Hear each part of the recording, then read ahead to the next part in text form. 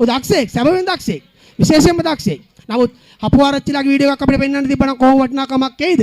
ඒ නිසා මේ දේවල් පොඩ්ඩක් මතකේ තබා ගන්න. දක්ෂයෝ බිහි වෙන්නේ දක්ෂතාවයෙන් තමන්ගේ දක්ෂතා තමා සතු තියාගෙන තමන්ගේ නිහතමානී දක්ෂතාව නිසා තමයි අදත් ඔවුන් අගය කරන්නේ. මෙන්න පසිදු මේ ආයෝජනයක්, මේ ප්‍රබෝධයේ ආයෝජනයක්, නිර්මාණශීලී ආයෝජනයක් ගේන්නට ඕනේ. පුංචි ඉල්ලීමක් කරා උදේ පාන්දරින්ම මසම යමනාප වෙන්න එපා කියා. පුළුවන් නම් පසිදු අද ආරම්භයට ගේමු කියලා. නිහතමානී හුසනම ආචාර කරන කණ්ඩායමේ ගරු නායකතුමාට එල්ලීමට සාධාරණයක් කරද්දී පසිදුත් තමන්ගේ සාධාරණීකරණය කරලා තිබෙනවා.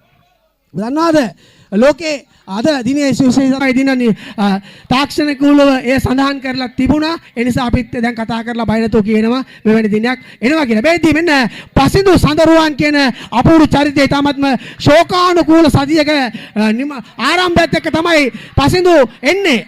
මොකද අපගේ ආදරණීය හිතවතා, අපගේ ආදරණීය හිතවතා ප්‍රසන්න චාමර, ඒ වගේම සසිදු චතුරංග මේ දෙදෙනාගේම පියා අපගේ බන්දුල ජයවීර මහත්මයා, බන්දුල මහත්මයා අපගේ ඉතාමත් අවාසනාවන්ත ආකාරයෙන් අපගෙන් සමුගන්නවා. මොකද ඒ වගේම චන්න සුජීව මංචනායක කියන අපූර්ව එල්ල ක්‍රීඩකයා දැන් සමුගන්නවා. මේ ප්‍රබෝධ වෙනුවෙන් අපකප වෙච්ච මිනිස්සු WD ආර්යසේන කියන එදා උපාලි රූපසිංහ මැතිතුමාගේ යටතේ එල්ල ක්‍රීඩාවේ කපුටා කියන නමින් නැත්නම් කාක්කා කියන නමින් එල්ල ක්‍රීඩාවේ